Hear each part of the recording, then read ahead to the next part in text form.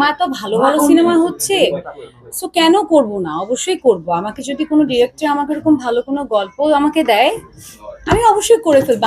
আমি তো বাংলাদেশি মেয়ে, আমি তো চাবো আগে বাংলাদেশি ফিল্মই করতে। বাট যখন বাংলাদেশি ফিল্মের একটা প্রপার জায়গা আমি খুঁজে পাবো অ্যাজ অ্যান আর্টিস্ট, তখন তো আমি অবশ্যই করে ফেলবো। সো ওটার আশায় আমিও আছি। সো দেখা যাক ইনশাআল্লাহ। আহ দেখুন, একটা কথা বলি আপনাদেরকে, সেটা হচ্ছে গুঞ্জন বিষয়টা নিয়ে আমি একটু পরোয়া কম করি। কেন? বিকজ আপনারা আমাকে পছন্দ করেন বা আমার দর্শক আমাকে ভালোবাসে আমার কাজের জন্য। আমার কাজ নিয়ে থাকবে আপনাদের সব চিন্তা ভাবনা, রাইট?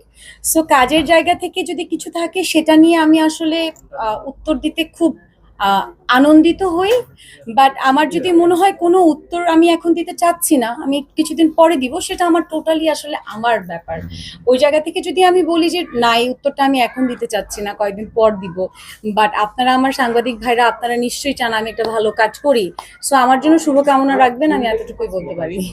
আমি আসলে কি নিয়ে ব্যস্ত আছি, আমি বেশ অনেকদিন ধরে একটু কাজে অফ দিয়েছি, প্রায় 1.5 মাস হলো আমি কোনো কাজ করছি না। আমি একটা ঈদের আগে আমি দেশের বাইরে ছিলাম, ঈদের পরে আমি একটা লম্বা ব্রেক নিয়েছি।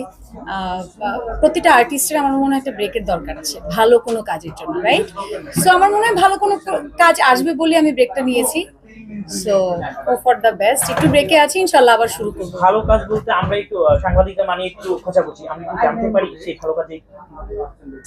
ভালো কাজের কি হতে পারে? আমি একজন অভিনয় শিল্পী, আমি অভিনয় তো করবো। মুভিতে নাকি নাটকে? হ্যাঁ, নাটকে করব, অভিনয়, সিনেমায় করব, ওয়েব ফিল্ম করব, আরো যদি কিছু আসে সেটাও করব। কে যে গ্র্যান্ড ওপেনিং করছে এটাও তো একটা কাজ। হ্যাঁ। আপনি বলছেন ব্যস্ততা কি নিয়ে, এই যে গ্র্যান্ড ওপেনিং নিয়ে এখন ব্যস্ততা।